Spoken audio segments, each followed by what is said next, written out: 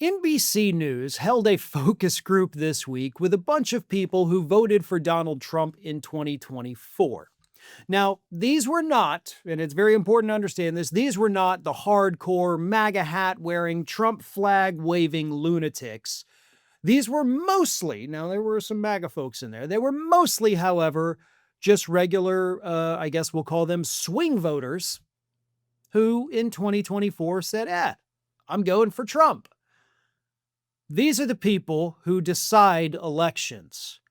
The Democrats are going to vote for Democrats. Republicans are going to vote for Republicans. These undecided people go whichever way the wind blows because they don't pay attention to politics, which drives me insane that they're the ones who ultimately are the deciders and they're the least informed of all the voters.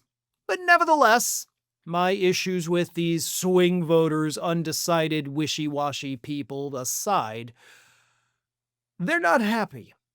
And they have turned against Donald Trump on the one key issue that caused them to vote for him in the first place.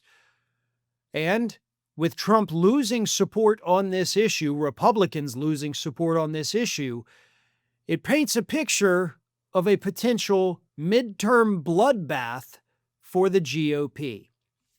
Let me read you what some of these people said. A man by the name of Robert described Trump's comments on inflation as delusional, and they prove the president is out of touch with the average voter.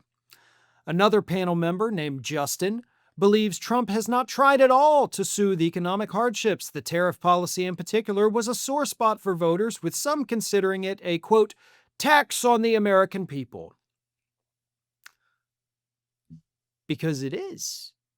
Like, it's not just that they consider it to be that, it's that is what it is, okay?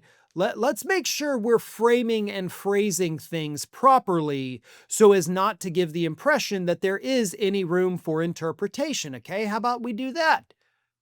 That's how you have accountability in media. That's how you have honesty in media. Little words like that, folks, those are your key words. Those are your trigger points. That's what you got to look for to tell how these outlets are framing things. One little word makes all the difference. But let's continue. David said tariffs are a tax on the American people. Good for you, David. That's who pays for it, so I don't support it. Every tariff that is put in place, from when Biden is putting them in place, Trump putting them in place, they are taxes on the people who are importing. The people who are buying those imports are paying the tax. Now, David, I would love for you to clarify for us here.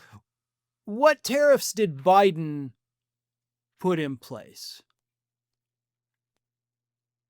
You go ahead and get back to us on that one, David, right? I don't want to sit here forever in just dead silence. But David, why don't you tell the American public which tariffs Biden put in place? If you could provide us, the specific country, the specific industry, product, whatever it is, I'd love to know. Okay. Now, I will say Biden did not remove the tariffs that Trump had put in place during his first term, something I criticized Biden for throughout his entire 4 years in office. And I honestly feel like I was the only one talking about the fact that he left them in place. But whatever, that's history now, not anything we can do about it. But the point is, these voters aren't just unhappy with what Trump is doing, they're angry that he's lying to them about it. He's lying to them about their own financial situation, something they know very intimately and Trump knows nothing about. That's what's getting them. You can overcome people on basic disagreements. You can overcome voters being dissatisfied with you. What you cannot overcome is voters being pissed off at you and your party for lying to them about what they are experiencing. That anger only grows. That is why this focus group does present such a problem to Donald Trump. It's not just because they're not happy, it's because they're actively angry. This is going to sound weird. Carry that anger with you. Don't act on that anger, okay? Don't act out, don't go do stupid things, but carry that anger with you. when you go vote in 2026. Okay? Later on this year, coming up in November, a very consequential midterm. Remember how Trump lied to you. When you have that ballot in your hand and that pencil and you're walking to the booth or you're going to go pull the lever or whatever it is, remember the lies that Donald Trump told you about your own financial situation.